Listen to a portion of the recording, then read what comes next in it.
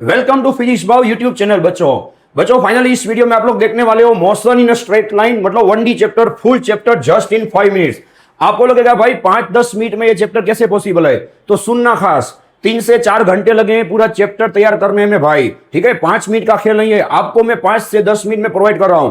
इसमें बच्चों आप मानोगे नहीं, जेई के, नीट के और एनसीईआरटी के एक एक कंसेप्ट और थ्योरी के पॉइंट भी आ गए छोटे छोटे, और एनसीईआरटी के ग्राफ्स भी आ गए। फिर भी आप लोग 5-10 मिनट में फ्री हो जाओगे, ठीक है। उस तरह से सॉर्ट आउट किया हुआ है। आप कोई भी रेफरेंस पढ़ लो मेरे भाई, एनटीए सिर्फ 3 ही चीजों से रिलेट करता है, जेई के पीवाईक्यूज, नीट के पीवाईक्यूज और एनसीईआरटी।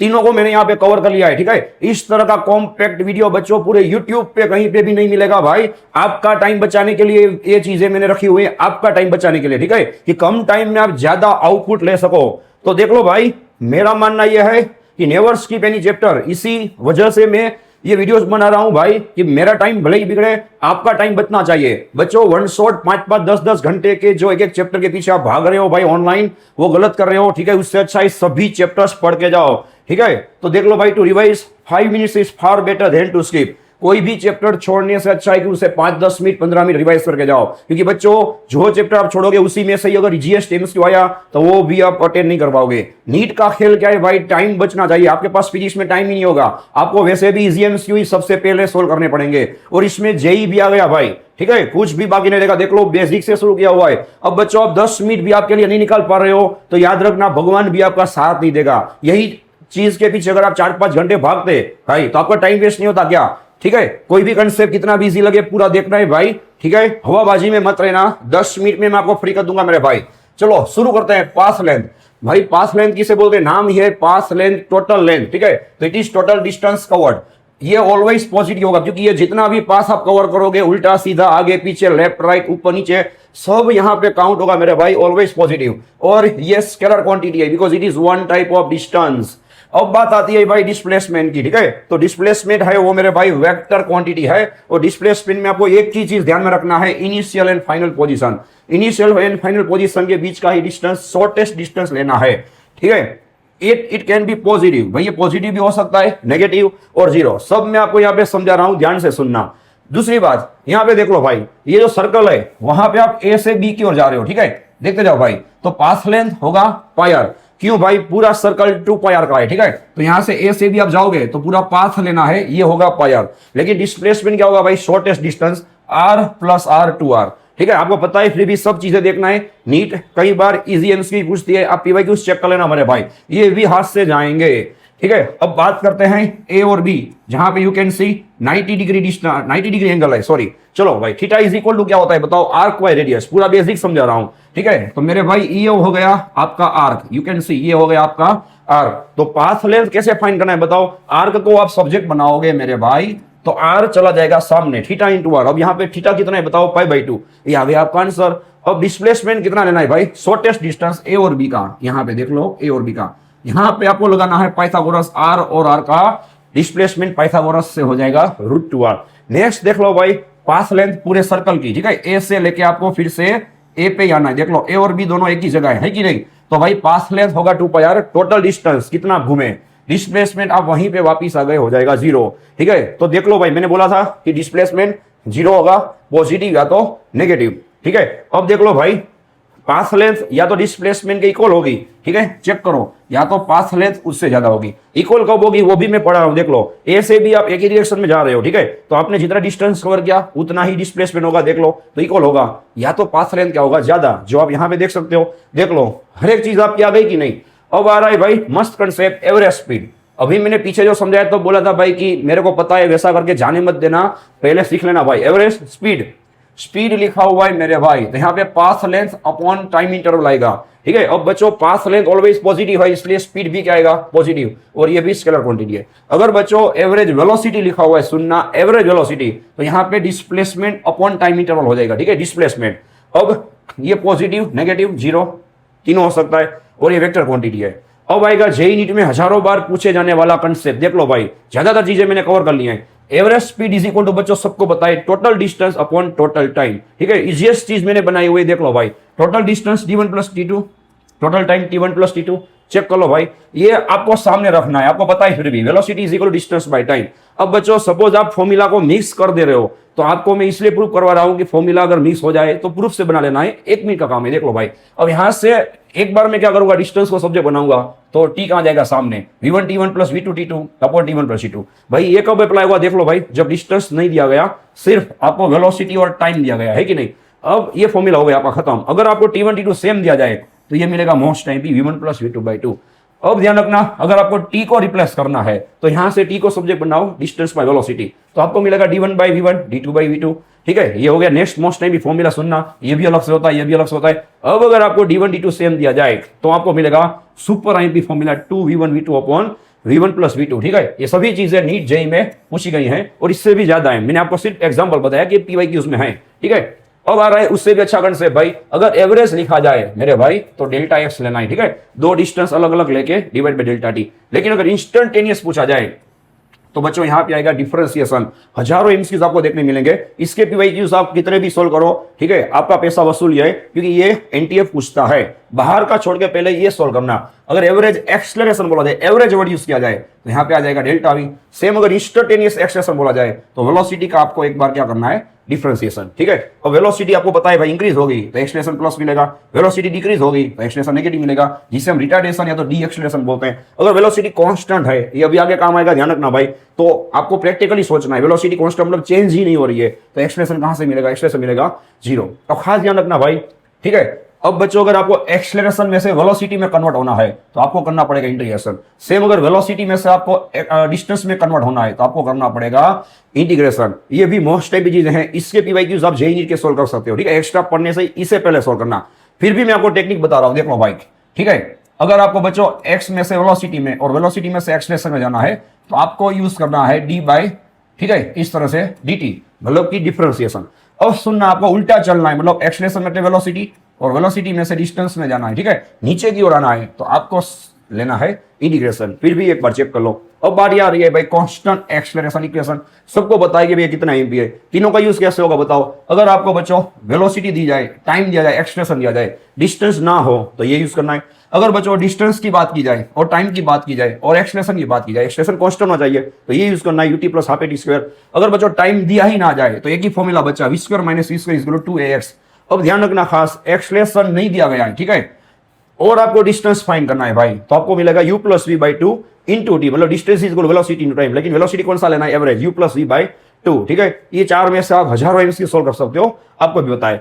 नेक्स्ट देख लो भाई, ये सब है जेईई नीट का कंसेप्ट जो पीवाईक्यूज में आ चुका है। ठीक है, एक्स्ट्रा कुछ नहीं है, जेईई नीट रिलेटेड सब यहाँ पे आ गया। अब ध्यान रखना भाई, एक कार है जिसकी एक्सलेरेशन है कांस्टेंट, और वही कार भाई शुरुआत करती है v1 स्पीड से और आखिर में होता है v2 स्पीड। अब उसके मिड पॉइंट पे, मिड पॉइंट मतलब डिस्टेंस m है, देख लो भाई, आपको वेलोसिटी पूछा जाए, ठीक है, तो उसका फॉर्मूला लिख लेना मिड पॉइंट के लिए, v is equal to under root v1 square plus v2 square by 2, formula लिख लेना मेरे भाई। नेक्स्ट स्टॉपिंग डिस्टेंस, हजारों एमसीक्यूज इसके रिलेटेड है, सबको बताएं भाई। Stopping distance v square minus v square is equal to 80। अब कोई चीज स्टॉप होगी तो उसकी फाइनल स्पीड हो जाएगी 0, और कोई चीज स्टॉप होगी तो वो अपनी वेलोसिटी कम करेगी तो आपको एक्सप्रेशन मिलेगा, अभी मैंने पीछे पढ़ाया नेगेटिव। ठीक है, तो माइनस माइनस प्लस हो जाएगा, आपको मिलेगा ये। तो ये मेरे भाई याद नहीं रखना है, मेन फॉर्मूला में से बना लेना है। Next super IP concept, JEE NEET दोनों में एज इट इज पूछा गया है। एक कार है भाई, उसकी स्पीड पहले इनिशियली 0 है, अब वो first moving with constant acceleration alpha, alpha से मूव कर रही है भाई। After that moving with retardation beta, पहले अल्फा फिर बीटा, पहले एक्सलेरेशन फिर रिटार्डेशन। ठीक है, और कम्स टू रेस्ट। ठीक है, शुरुआत किया 0 से, फिर आ गया, फिर से 0 से रेस्ट पे आ गया। टोटल टाइम सुनना t है, तो ये शॉर्टकट लिख लेना मेरे भाई। वेलोसिटी पूछा जाए मैक्सिमम सुनना तो मिलेगा alpha beta upon alpha plus beta into T, velocity के लिए। और अगर डिस्टेंस कवर दिया जाए मेरे भाई, देखना डिस्टेंस कवर तो मिलेगा हाफ।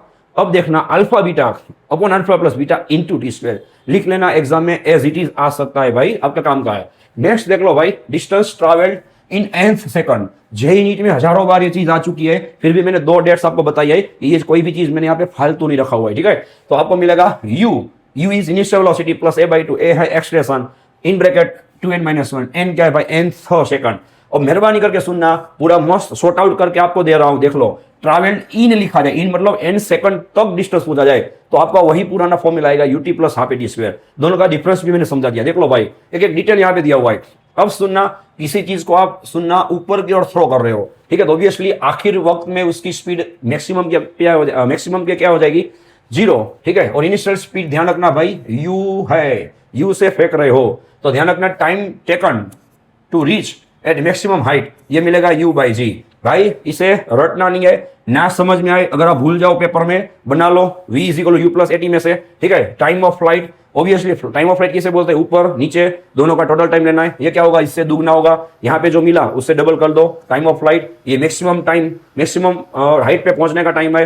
नेक्स्ट मैक्सिमम हाइट पूछा जाए तो भाई रटना नहीं है, v square minus we square equal to x में से बना लो, h m is equal to u square by two g. इसके हजारों एमसीक्यू दिए हुए हैं पीवाईक्यू में, ये सोल्व करो, ठीक है। आपका टाइम भी वेस्ट नहीं होगा और आपको काम भी आएगा। फालतू एक्स्ट्रा एमसीक्यू मत करना भाई।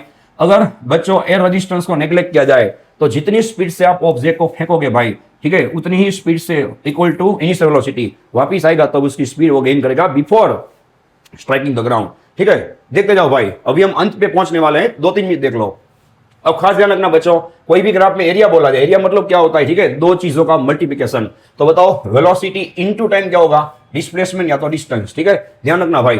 तो इसका एरिया फाइंड करना है। और खास ध्यान रखना बच्चों, डिस्टेंस है उसमें प्लस माइनस नहीं लेना है, सभी चीजें क्या आएंगी देख लो, प्लस आएंगी इस ग्राफ में, ये तीनों लेना है और तीनों को प्लस लेना है। डिस्प्लेसमेंट मतलब क्या होता है भाई, ये प्लस ले लो, ये भी प्लस ले लो, नीचे वाला ले लो minus, you can see here. ये हो गया आपका रिवीजन, ठीक है। ये भी मोस्ट टाइम पे इसकी एमसीक्यू सोल्व करो, कौन ना बोल रहा है भाई। अब देखना स्लोप मतलब क्या होता है, दो चीजों का डिवीजन। अब बताओ वेलोसिटी टाइम का डिवीजन क्या मिलेगा भाई, स्लोप मिलेगा एक्सेलरेशन। ये रिवीजन कर लो भाई, ठीक है। अब देखो slope of x T graph, distance और टाइम का डिवीजन क्या मिलेगा देख लो भाई, वेलोसिटी। और अगर बच्चों एक्सलेशन टाइम का एरिया, अभी मैंने बताया एरिया मतलब दो चीजों का मल्टीप्लिकेशन, एक्सलेशन इनटू टाइम क्या मिलेगा बताओ, वेलोसिटी। अब इसका यूज करके हम लोग मोस्ट टाइम भी ग्राफ सोल्व कर रहे हैं, देख लेना भाई, 2 मिनट लगेगा, ठीक है। मैं दो चीजों से सोल्व करवाऊंगा, ठीक है, टेक्निकली और प्रैक्टिकली। देख लो भाई, टेक्निकली एक्स और टी का ग्राफ, एक्स है वो कांस्टेंट है, यू कैन सी, तो इसका स्लोप मिलेगा ही नहीं, एक्स कांस्टेंट है, वेलोसिटी मिलेगा 0। अब प्रैक्टिकली बता रहा हूं भाई, यहाँ पे टाइम के साथ डिस्टेंस चेंज ही नहीं हो रहा है, तो उसके पास वेलोसिटी कहां से होगी बताओ, वेलोसिटी भी मिलेगा 0, एक्सेलरेशन भी मिलेगा 0, ठीक है। नेक्स्ट देख लो भाई, यहाँ पे एक्स और टी लीनियर ग्राफ है मेरे भाई, लीनियर ग्राफ है, तो X is proportional to T, इसलिए इसका स्लोप क्या मिलेगा, वेलोसिटी। लेकिन सुनना वो कांस्टेंट होगा, स्पीड कांस्टेंट है तो एक्सेलरेशन मिलेगा 0। फिर से रिपीट कर रहा हूं, अब प्रैक्टिकली कि भाई कोई चीज है वो टाइम के साथ सेम डिस्टेंस से आगे बढ़ रही है तो उसकी वेलोसिटी होगी कांस्टेंट, अब वेलोसिटी चेंज नहीं हो रही इसलिए एक्सेलरेशन होगा 0। हो गया टेक्निकली एकदम मस्त।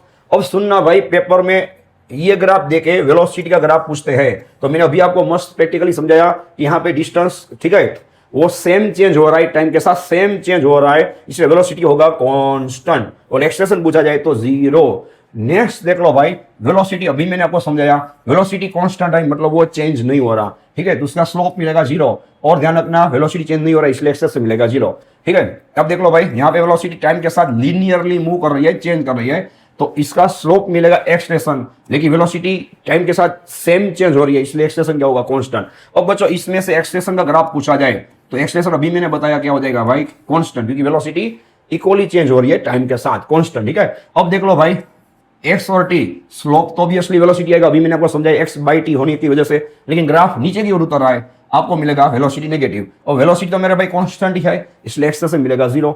अब देख लो भाई, यहाँ पे वेलोसिटी टाइम के साथ घट रही है, ठीक है, तो सेम वेलोसिटी और टाइम का स्लोप क्या होगा, एक्सेलरेशन, लेकिन ये कॉन्स्टेंटली मूव हो रहा है तो कांस्टेंट होगा लेकिन नेगेटिव आएगा। अब ध्यान रखना, इसका ग्राफ पूछा जाए मेहरबानी करके तो यहाँ पे वेलोसिटी घट रही है, आपको एक्सेलरेशन नेगेटिव मिलेगा टाइम के साथ, इसलिए आपको क्वाड्रेंट यहां से लेना है। देख लो भाई, नीचे की ओर कांस्टेंट, ये सब मोस्ट टाइम भी पॉइंट आ गए, आपको भी ये बात एक्सेप्ट करनी पड़ेगी, ठीक है। एकदम काम की चीजें यहाँ पे दी हुई है, आपका 1 मिनट भी वेस्ट नहीं होना चाहिए मेरे भाई। चलो ये कर्व दिया हुआ है, बताओ X is proportional to T square हो गया, ठीक है, इसका स्लोप इंक्रीज हो रहा है इसलिए वेलोसिटी इंक्रीज होगा। ये कहां से आएगा भाई, X is equal to U T plus half A T square, T square है इसलिए यहाँ पे कर्व मिलेगा। देख लो भाई, अब बच्चों ये हो गया कांस्टेंट एक्सेलरेशन मोशन का फॉर्मूला, इसीलिए अगर वेलोसिटी के टाइम के साथ ग्राफ पूछा जाए तो वो लीनियर रहेगा, और यहाँ पे एक्सेलरेशन कांस्टेंट है इसलिए देख लो कांस्टेंट है। अगर एक्सेलरेशन टाइम का ग्राफ पूछा जाए, आप पहुंच गए आखिर में। देख लो भाई, रिलेटिव वेलोसिटी जेईई नीट में हजारों बार पूछा गया है, इसके एमसीक्यूज बेसिक सोल्व करना, एक्स्ट्रा नहीं भाई।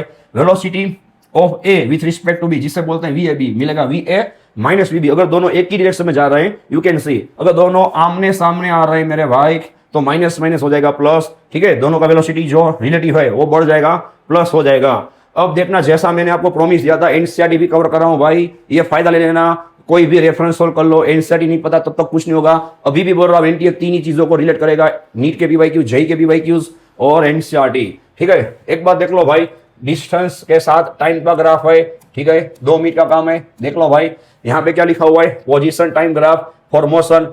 पहले में आपको एक्सप्रेशन मिलेगा पॉजिटिव, चेक कर लो भाई, ये सीधा एग्जाम में आ सकता है। दूसरे में मिलेगा आपको एक्सप्रेशन नेगेटिव, चेक कर लो। और तीसरे में मिलेगा एक्सप्रेशन 0, सिंसोर निकाल लेना, सिंसोर निकाल लेना। और यहाँ पे आ जाओ भाई, ए बी सी डी एक साथ एक बार देख लो भाई, पेपर में सीधा आ सकता है, ठीक है। ये ग्राफ है वेलोसिटी टाइम का, आपको क्लियर दिख ही रहा होगा भाई, वेलोसिटी टाइम का ग्राफ है।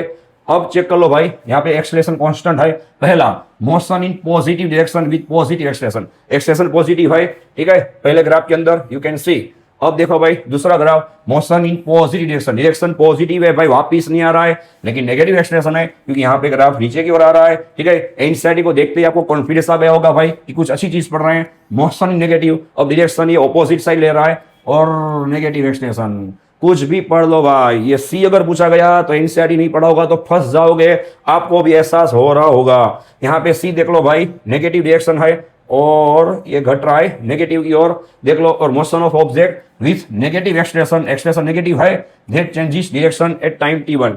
अब देख लो भाई, ये क्या बता रहा है, t1 के साथ, ठीक है, अचानक अपनी डायरेक्शन चेंज कर रहा है। देख लो भाई, v नॉट में से यहाँ पे मिलेगा -v। सी अभी भी रिपीट कर रहा हूँ, सी देख लो भाई, motion in negative direction, negative direction में मोशन है और एक्सलेशन भी नेगेटिव है, ये सी ग्राफ है, चेक कर लो भाई, ठीक है।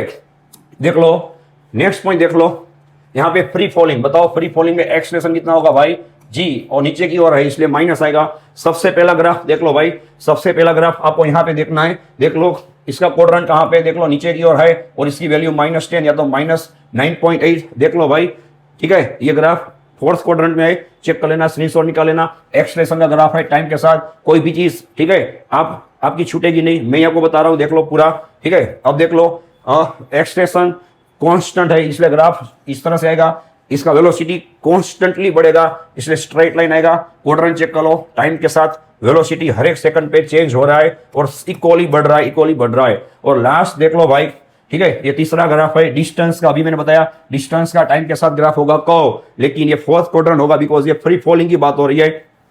चेक कर लो, पहला graph variation of acceleration with time, दूसरा graph velocity, variation of velocity, तीसरा ग्राफ वेरिएशन ऑफ डिस्टेंस, और लास्ट है रिलेटिव वेलोसिटी के लिए फिर से रिवीजन कर लो। दोनों ग्राफ देख लो भाई, लीनियर लाइन है, स्ट्रेट लाइन है, वेलोसिटी दोनों का सेम है मेरे भाई, ठीक है, इक्वल वेलोसिटी है, ठीक है। चेक कर लो भाई, दोनों ऑब्जेक्ट्स का वेलोसिटी सेम है कि नहीं। A B is equal to minus B A, B A is equal to minus A B, ये कभी भी मिलेंगे नहीं। इसकी रिलेटिव वेलोसिटी क्या होगा, हो जाएगी मेरे भाई, ये हो जाएगी 0। अब यहाँ पे ये लोग क्या करेंगे भाई, क्रॉस करेंगे। चलो भाई चेक करो, स्लोप किसका ज्यादा है, ए का, ठीक है, बी का स्लोप कम है, तो यहाँ पे आएगा velocity of A is greater than velocity of B, you can see, ठीक है। और यहाँ पे ये लोग क्रॉस करेंगे। तीसरा देख लो भाई क्या लिखा हुआ है, पोजीशन टाइम ग्राफ, यहाँ पे position time graph of two objects with velocities in opposite direction. ये खास ध्यान रखना, पेपर में डायरेक्ट आ सकता है, ये ऑपोजिट डायरेक्शन में जा रहे हैं और ये सेम डायरेक्शन में, देख लो अनइक्वल वेलोसिटीज हैं और सेम डायरेक्शन में जा रहे हैं, ठीक है, ऑपोजिट में जा रहे हैं। देख लो भाई, ये ए है और ये बी है, आमने सामने आ रहे हैं, इसलिए यहाँ पे ये दोनों मिलेंगे। ये ग्राफ भी सीरीज एग्जाम में आ सकता है। तो बच्चों ये हो गया आपका चैप्टर पूरा। ये चीज अगर आपको पूरे YouTube पे कहीं पे मिल जाए इतने टाइम में इतना कवर करके, तो मुझे आप खास बताना, ठीक है। तो सही में आपको ये वीडियो हेल्पफुल लगाओ तो फैला दो, इससे वायरल कर दो सभी को, ठीक है। और चैनल को सब्सक्राइब कर लो। फिजिक्स भाव को कभी भी अंडर एस्टिमेट मत करना भाई, बहुत मेहनत से बनाया हुआ है, मेरा खुद का एक्सपीरियंस है, कहीं से कॉपी पेस्ट करके नहीं बनाया भाई। चैनल सब्सक्राइब कर दो, सभी चैप्टर्स आपको इस तरह से चाहिए तो कमेंट कर दो, मिल जाएगा। वीडियो लाइक कर दो, चैनल सब्सक्राइब कर दो, सभी को शेयर